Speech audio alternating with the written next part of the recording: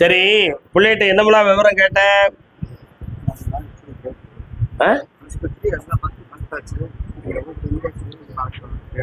எங்க போய்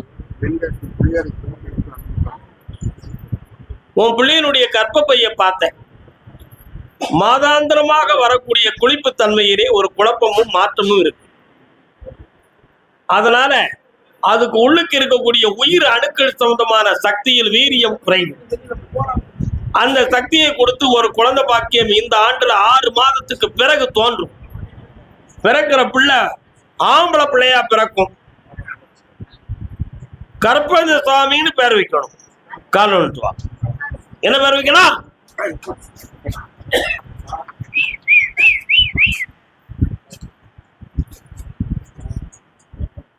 சொத்து சம்பந்தமா பிரச்சனை பண்ணது யாரு? யாருப்பா? யாருக்கெல்லாம் பிரச்சனை? குழந்தை பிறக்கும்பா.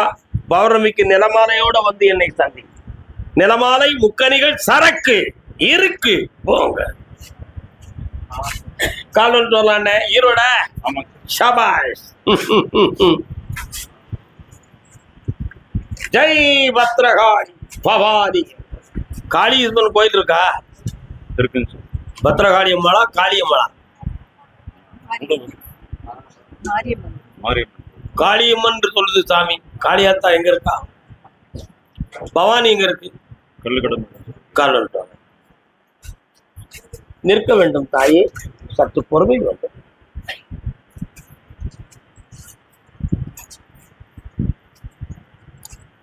உன்னுடைய கட்டுமனைக்கு நான் போய் பார்த்தேன். உன்னுடைய இடத்துக்குள்ள பத்ரகாளியனுடைய அருள் சக்தி அந்த இடத்துல பிரவாகமாக இருக்கிறது. அதே போல 9 ஆண்டுகளுக்கு முன்னால் ஏற்கனவே இடம் சம்பந்தமான மனவேதனையும் உறவுக்குள் பகையும் பல வந்தது உண்டு. உண்மையா? அதுல மாந்திரவாதியான சில தவறுகள் செய்து ஒரு தீய சக்தியினுடைய ஏடனம் நடந்திருக்கிறது. இப்பொழுதைக்கு நீதிமன்றத்தின் வாயிலிருந்து அந்த சொத்துக்களை மீட்டி உனக்கு உரிமையை வாங்கி தந்தா போதும்னா கால் ஒன்று சொல்லலாம்.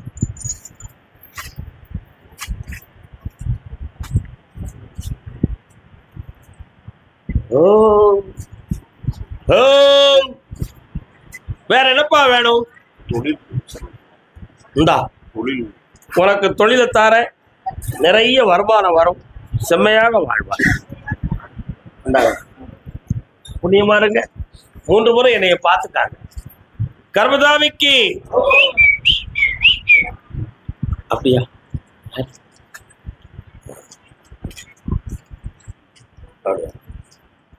என்னடா தம்பி குத்துதுடா? ஆமா அப்படியா? திருமண வாழ்வை பற்றி காட்டுவது, திருமணத்தை பற்றி காட்டுவதும் இருக்கீங்களா? இல்ல. அப்போ பைசில் உத்தரவு முடியுது. அடுத்த பைசில். ஆமா, தாராபுரம். தாராபுரம் தாராபுரம் பிறகு இருந்து விபூதி வாங்கிட்டு போங்க. பிறகு என்ன? தாராபுரம்.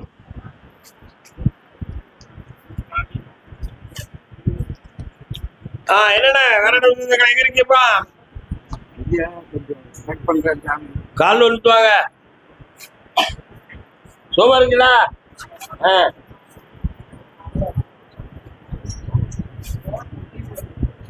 கண்ணை மூடுங்க, கண்ணை மூடுங்க.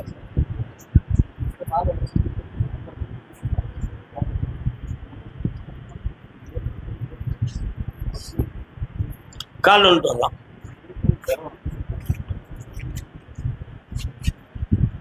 என் காதல் சிறகை காற்றினில் விரித்து வான வீதியில் பறக்கவா. உன் பையனுடைய உள்ளத்துக்குள்ள பெண்ணாசை புகுந்திருக்கு. அதன் காரணத்தினால் அவன் இஷ்டப்படி அலைவதும் துடிப்பதும், பெரியோர்களுடைய வார்த்தைகளை மதிக்காமல் நடப்பதும், காது பணங்களை தேவையில்லாமல் விரயமாக்குவதும் எப்பொழுது நடந்து கொண்டிருக்கிறது. அதனால அவன் உள்ளத்தை திருத்தி வெட்டியாக்கி தந்தா போதும்ல. கால் ஐயோக்கிய என்னடா பரமேஸ்வரா, என்ன இருக்கா? இந்தாப்பா ஜெயிச்சு தாரேன் இந்த அப்படி நல்லா பௌர்ணமிக்கு மூணாள் என்னை வந்து பார்ப்பா. கர்மதாமிக்கு கரூர்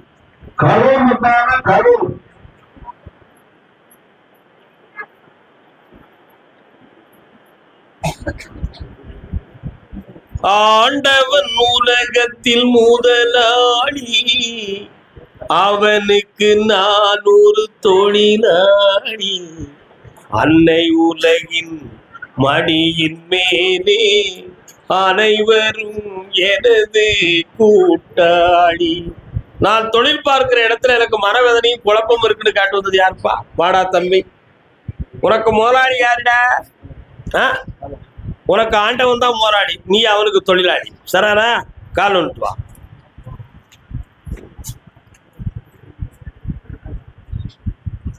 மூணு தடவை கால் வந்துட்டு வாடா. இப்போ 2 தடவை விழுந்துக்கடா. ஊட்டு சாவி ரிப்பேர்.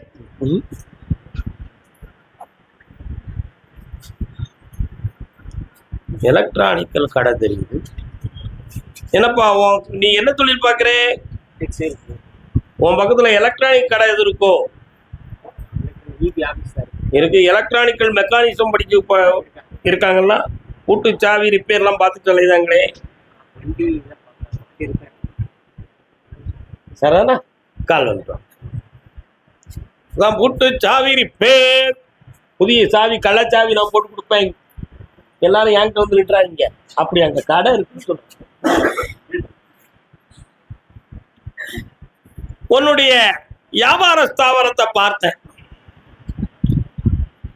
எப்படியோ ஒரு காலத்துல தான் பிரத்தியார்ட்ட சம்பளம் வாங்கணுங்கிற சூழ்நிலையெல்லாம் இருந்து கடந்து இன்னைக்கு நம்மளே முதலாளி ஆகணுங்கிற நிலையில இறைவன் உன்னை கொண்டு வந்து நல்ல இடத்துல வச்சிருக்காங்க, ஒரு ஆத்ம திருப்தி. ஆனா அதுக்குள்ள நம்ம நினைத்த வருமானத்தை பார்க்க முடியல. மனிதர்களாலையும் இடைஞ்சல், தொழிலாலையும் இடைஞ்சல், அடுத்து ப்ராடக்டான பொருள்களை கொண்டு வந்து சேர்க்கறதுக்கு வேண்டிய பொருளாதார குறைவு, இவையெல்லாம் உனக்கு இருக்கு. இப்படி ஒரு தடை ஏற்பட்டிருக்க, இதுக்கு என்ன காரணம் என்பது உன் கேள்வி. கால் வந்துட்டு வா.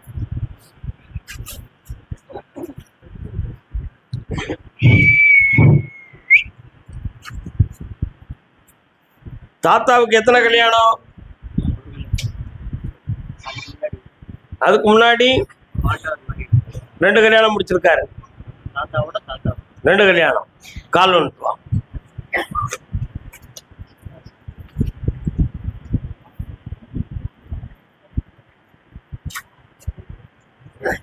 நீ கல்யாணம் முடிச்சியாடா தம்பி? கெட்டிக்கார பேலா இருக்க. கெட்டிக்கார, ரொம்ப கெட்டிக்காரடா. கால் வந்துட்டு வா. என்ன சாமி ஓயாம கால் விட சொல்றாரு?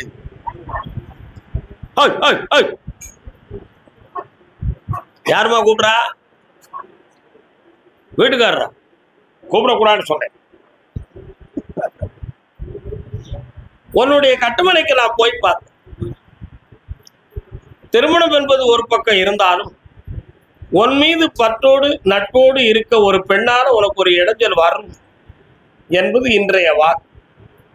அதுல நீ மிக கவனத்தோடு இருக்க வேண்டும். உன் பணங்கள் அதுல வேஸ்ட் ஆகும், உன் மனதும் அதிலே நஷ்டமாகும். நீ அந்த நிலைகளில் இருந்து கடந்து செல்வதை மிக நன்று என்பதை நீ உணர்ந்து கொள்ள வேண்டும். கால் வந்துடுவான்.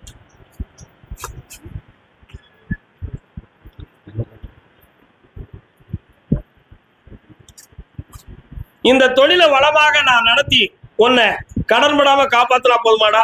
வேற என்ன வேணும்? இந்த இடமே இருக்கட்டும், ஓராண்டுக்கு அடுத்து பெரிய இடமா தருவேன். அதுல மிகவும் வெற்றி அடைவாய். புதிய புதிய தொழில்களை, ஆடைகள் சம்பந்தமாக, நூல்கள் சம்பந்தமாக, டையிங் சம்பந்தமாக விதவிதமாக பெருக்கிக் கொண்டே இருப்பாய்.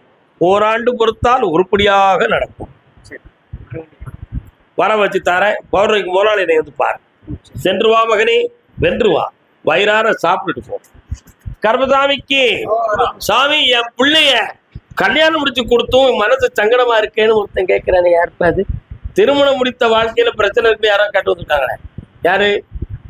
பிள்ளைகள் வாழ்க்கை சொந்தமா கேட்டு வந்தது யாரு? கல்யாணம் முடிச்சு கொடுத்தீங்களா? திருமணமான வாழ்க்கையில் பிரச்சனைக்கு ஒரு கேள்வி இருக்க. கரூர் யாரு? திருமணம் சம்பந்தமா கேள்வி கேட்டு வந்தது யாரு? வாங்க. அடுத்து கடன்கள் சம்பந்தமா கேட்டது யாரு? வரலாம்.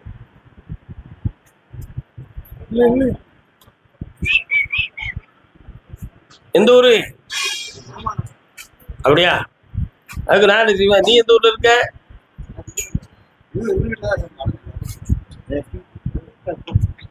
உன் பாசத்துக்கு என் மரியாதை என்று உண்டு மகனே. ஆனந்தமாக இருப்பாய். இன்னொரு தடவை காணுவாங்க. பாசமாம் பற்றறுத்து பாரிக்கும் மாரியனே. என்னப்பா வேணும்? புள்ளிட்ட கேட்டுட்டியா எல்லாம்?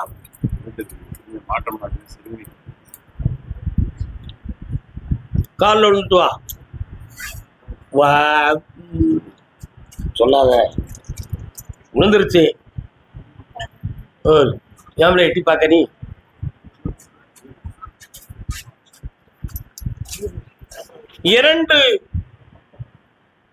இரண்டு முறை உன் பிள்ளையினுடைய மனம் பாதிக்கப்பட்டு சீர்திருந்தி இருந்த நிலையில் இப்பொழுதும் அவள் உள்ளம் ஒருவரின் மூலமாக மிக மனவேதனை அடைந்து குழப்பம் அடைந்து வாழ்க்கை என்ன ஆகுமோ என்ற ஒரு பயம் அவள் உள்ளத்தில் இருந்து கொண்டு இருக்கிறது. அதற்கு சில நட்புகளே காரணம். அது 2 நட்புன்னு சொல்லியிருக்கேன். ஒன்று கடந்தாச்சு, இப்ப நடந்து கொண்டு இருப்பது ஒன்று. இந்த உள்மனதை திருப்ப வேண்டும். அப்படி இல்லை என்றால் அவள் பாதையில் விட்டு வாழ வைக்க வேண்டும். எது வேண்டும் உனக்கு? உன் பாதைக்கு வரணும். கால் விட்டு வா. அது வேண்டுமா இல்லை இது வேண்டுமா இல்லை எது வேண்டும் சொல் மனதே. சின்னப்பா பாட்டு. 3:30 மணிக்கு என்னைய பார்த்து போப்பா. மனத்தை மாத்தி தாரேன். பிள்ளைய ஒழுங்கா வாழ வச்சு தாரேன். சந்தோஷமா. கடன்பட்டு கலங்கிய நெஞ்சே வருக.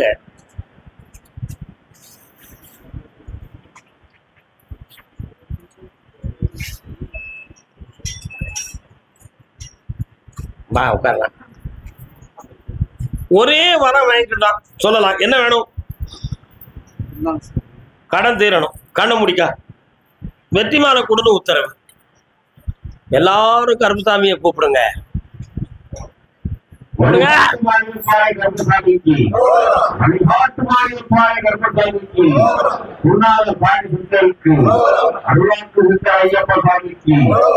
கண்ணை முடிக்கா.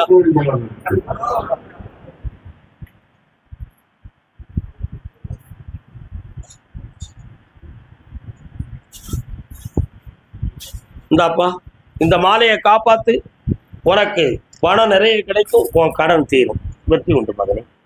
செல்வாக்காரு. நல்லா கர்மசாமிக்கு அதே மாதிரி கடன் பட்டு வந்த மகன். வாப்பா.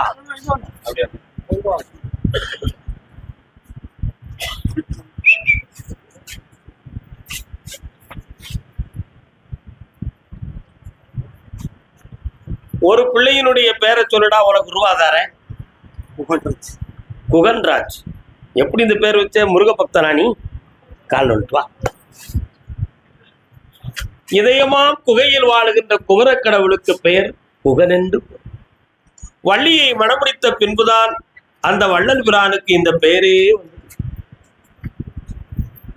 அதுக்கு முன்னால சுப்பிரமணியன், கிருபாகரன், முருகன் இப்படிலாம் பேர். கணமுடு. இந்தாப்பா, ஒரு 20 லட்சம் ரூபாய் உனக்கு கிடைக்கும். வெற்றியாக்கி தர. கடன் தீரும். நன்றாக இரு மகனே. கர்மசாமிக்கு